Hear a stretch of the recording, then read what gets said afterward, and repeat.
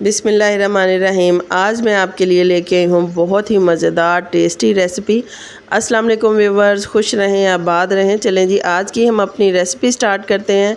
सबसे पहले तो मैंने यहाँ पर 1 अदद पेठा लिया है।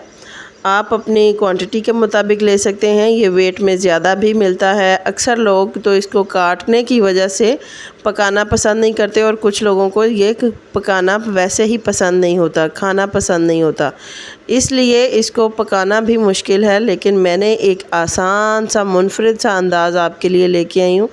ये देखें, बेहतरीन से तरीके से हमने इसको बना लेना है। यहाँ पे मैंने एक कढ़ाई लिया, उसके अंदर मैंने पानी ऐड किया है तकरीबन 2 गिलास के करीब। उसके ऊपर मैंने स्टीमर रख दिया है। इससे मैं चीज़ें स्टीम करती हूँ अपनी, कुछ भी अगर मैंने कुकिंग में स्टीम करना है।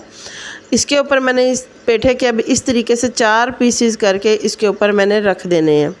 रखने के बाद इसको मैं तकरीबन 15 से 20 मिनट के लिए इसको मैं कुक कर लूँगी। ये देखें, यहाँ पर मैंने इसको ढक्कन देकर 15 से 20 मिनट के लिए रख देना है।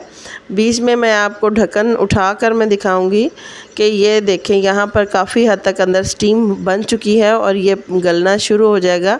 जब ये अच्छी तरीके से गल जाएगा तो हमने इसको इसकी फ्लेम बंद कर देना है। मीडियम स्लो फ्लेम पर हम इसको कुक करेंगे। बेहतरीन सी ये हमारा ये पेठा जो है वो तैयार हो जाएगा। यहाँ पर मैं इसको काफ़ी टाइम 15 से 20 मिनट में इसको बार बार चेक करके मैं इसको 15 से 20 मिनट तक कुक कर चुकी हूँ। ये देखें, छुरी की मदद से मैं आपको कट करके दिखाऊंगी। सारा पेठा जो है वो गल चुका है, बेहतरीन सा तैयार हो चुका है। अब मैं इसको इस फ्लेम जो है इसका मैं बंद कर दूंगी। फ्लेम बंद करने के बाद इसको हमने ठंडा कर लेना है ताकि जब हम अपना अगला प्रोसीजर जो है वो स्टार्ट करें तो ये ठंडा हो जाए और हमें बिल्कुल भी मुश्किल ना हो। चम्मच की मदद से मैंने सारा पेठा जो है वो मैंने निकाल लिया है इसके अंदर से। इसको मैंने मज़ीद ठंडा करना है। यहाँ पर मैं रखूँगी ताकि ये ठंडा हो जाए। काफ़ी हद तक ये ठंडा हो चुका है। देखिए, अब आराम से ये पकड़ा भी जा रहा है और इसको मैंने अंदर से जो है इसका गूदा वो मैंने निकाल लेना है। चम्मच की मदद से मैंने इसके अंदर से सारा का सारा जो गूदा है वो मैंने निकाल लिया है। इस तरीके से जब आप बनाएंगे ना तो आपके बच्चे जो हैं वो पेठा खाना नहीं पसंद करते, तो वो भी खाना शुरू हो जाएंगे। उनको पता ही नहीं चलेगा कि उन्होंने पेठे की कोई सब्ज़ी भी खाई है।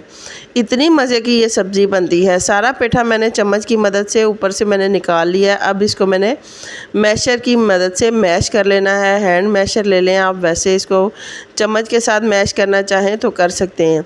सारा का सारा पेठा इस तरीके से मैश करने के बाद इसके अंदर मैं कुछ स्पाइसेस ऐड करूँगी। स्पाइसेस में सबसे पहले मैंने नमक ऐड किया है, फिर मैंने सुरख मिर्च ऐड की है, फिर मैंने थोड़ी सी हल्दी इसके अंदर ऐड की है, कसूरी मेथी है और साथ में मैंने थोड़ा सा खुश्क धनिया तकरीबन 2 चम्मच के करीब दरदरा कूट के इसके अंदर ऐड किया है।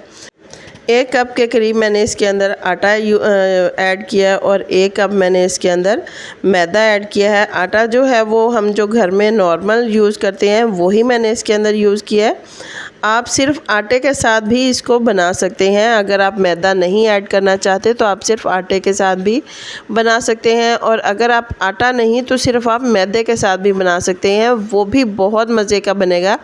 अब थोड़ा थोड़ा मैं इसके अंदर पानी डालती जाऊंगी और इसको हमने मिक्स कर लेना है अच्छी तरीके से। इसको इतना मिक्स करेंगे कि सारा जो पेठा है और मसाले हैं वो आटे के अंदर मिक्स हो जाएंगे। ये देखें, मैंने हाथों की मदद से भी इसको कर लिया है। हल्का हल्का इसको मैंने गूंद लेना है जैसे कि हम आटा गूंदते हैं। इसी तरीके से मैंने 2 से 3 मिनट के लिए मज़ीद इसको मल लेना है। बहुत मज़े की ये रेसिपी बनेगी। आप हैरान रह जाएंगे जब आप पेठे को इस तरीके से बनाएंगे। कोई भी ये नहीं जान पाएगा कि पेठे के साथ ये रेसिपी भी बनाई जा सकती है और किसी को पता भी नहीं चलेगा। जिनको पेठा पसंद नहीं है, स्पेशली ख़ास तौर पर, वो इसी तरीके से पेठा बनाएंगे तो वो हैरान रह जाएंगे। अब मैंने ये जो आटा गूंदा है इसको मैंने 15 से 20 मिनट के लिए इसको मैंने फ्रिज में रख देना है ताकि ये स्टेबल हो जाए।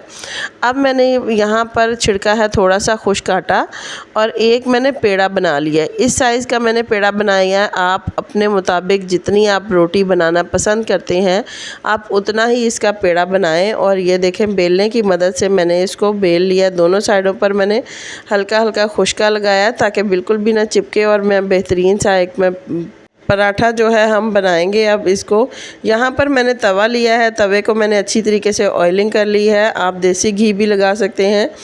अब इस पराठे को उठा के मैंने इसके ऊपर तवे के ऊपर डाल दिया। डालने के बाद ये देखिए दोबारा से मैं इसके ऊपर थोड़ा सा घी लगाऊंगी। आप देसी घी भी यूज़ कर सकते हैं, जो आपको पसंद हो आप वही घी यूज़ कर सकते हैं। एक साइड से ये पक चुका है तो मैंने इसको स्पैचुला की मदद से इसको मैंने पलट लिया है। ये देखें बहुत अच्छा कलर आ रहा है, पक रहा है। अब मैं इसको दोबारा से थोड़ा सा घी इसके ऊपर और लगाऊंगी और मैं चिमटे की मदद से इसको मैंने पलट लेना है। रोटी को हम घुमाते जाएंगे और साइडों से हम पकाते जाएंगे, गोल्डन ब्राउन करेंगे। दोनों साइडों से जब ये गोल्डन ब्राउन हो जाएगी तो हमने इसको निकाल लेना है अपनी प्लेट में। बहुत ही मज़े का ये पराठा बना है। आप इस तरीके से बनाएंगे, इतने ये सॉफ्ट बनते हैं, इतने नरम बनते हैं कि आप जैसे ही मुंह में इसको डालेंगे तो ये साथ ही घुल जाएंगे।